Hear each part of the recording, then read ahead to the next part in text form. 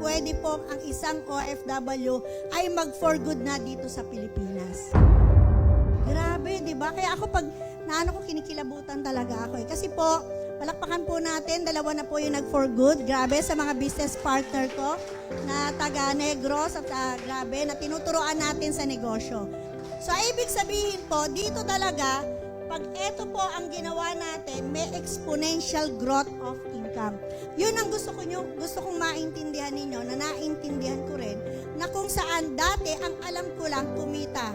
Sumahod, kumita. Tama ba? Pero okay lang ba? Nagne-negosyo tayo ng unified, ng multi-level marketing. Share lang natin yung negosyo. Kasi nakita ko po yung opportunity na pwedeng bumalik agad. Kung wala kang gagawin 5 years from now, hindi ko alam kung anong mababago sa'yo.